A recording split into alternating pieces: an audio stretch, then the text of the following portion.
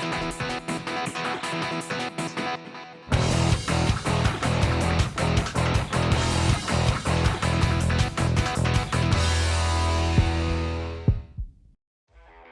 back to Hit the Zone. I'm here with Matt from Red Zone X. Matt, what are the two moves we're gonna go over today? So last time we did an upper body pull, so today we're gonna do an upper body push. We're gonna do a flat dumbbell close grip bench press. Okay, that sounds really complicated. That's move number one. Okay, let's get into that one. Okay. So what's something that people need to know when you're doing any kind of a bench press? So with the bench press, usually the most common that you'll see at a fitness facility is probably with a barbell. They'll be doing barbell bench press. Today we're not gonna be doing that. We're gonna be doing a close grip. So usually the elbows are 90 degrees. So that puts a ton of strain on the front of the shoulder, as well as the rotator cuff muscles, which most people have some sort of issue with. Right. So we're gonna avoid that. That's why we're gonna move the elbows narrow for the close grip bench. So less strain on the shoulder, more strain on the tricep. Okay. So it's a little bit safer of a move for the press. Let's do it. Okay, so for that close grip bench press, you're gonna extend to the top. Okay, so you're just gonna straighten your elbows. Now, like I said, we're gonna keep the elbows tight to the body, so what I want her to do is when she comes down, she's gonna touch those triceps to the torso, press up. She's gonna breathe out at the top. Again, those elbows are gonna stay in. She's not gonna shrug, squeeze your shoulder blades together at the bottom, and finish that press to the top.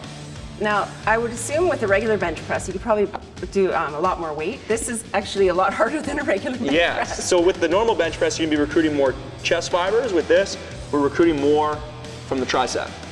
So it is gonna be a little bit different working muscles, but like I said before, the main goal here is to prevent shoulder injuries. So this is a little bit safer of a move. So how many reps should people be doing and how many times? Well, for you could probably do, I don't know, maybe 100 reps with these 20s. But we're gonna do probably, just for time's sake, we're gonna do about 6 reps. That really depends on the weight you're using. Most people will use typically a lighter weight. You can go between 12 and 20 reps. So you're good there, Jim.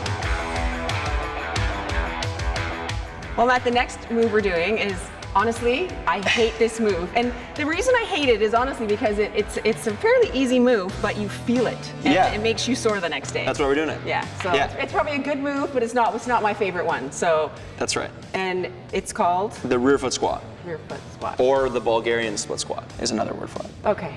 So we're gonna get you in the position. So you already know this move. I do. So the back foot, one of the most important things, balancing, the foot has to be flat. So the laces are down on the step. That front foot is gonna jump out a tiny bit, so you go down to the ground, all the way down. So in this position, a couple things I wanna look for, right? I need to have 90 degrees from the toes to the heel. I need to have 90 degrees from the heel to the knee, because I don't want you, lean forward a little bit. I don't want that, because what's happening there is you're recruiting more quad, all that tension's going straight into the knee. Another thing that's gonna happen, makes that back foot really tough to balance on, because now it's outstretched. Okay, and then another 90 degrees that we need is from her hip down to her knee. So a whole bunch of 90-degree angles would be perfect positioning. So now what she's gonna do, that foot's gonna remain laces down. She's gonna be pushing from the heel, so from the middle of the foot to the heel, she's gonna stand straight up.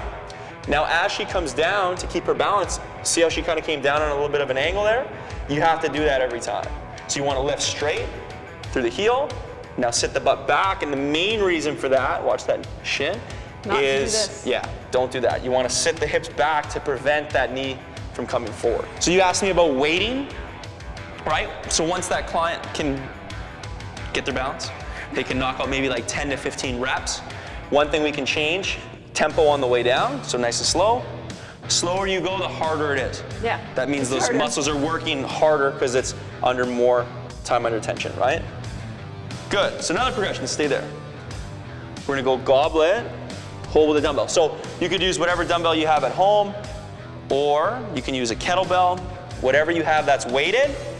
That's gonna challenge those abs a little bit tougher for balance, but it's also gonna make it additionally harder because now she's moving 20 more pounds of weight. You feel it a lot more. That's right. Good, Jen. So today we did the closed grip bench press. That's right. Triceps. Shoulders, a little bit of chest, We did the rear foot. Out of breath, eh? That's a tough move. Oh, you gave me more That's weight. right.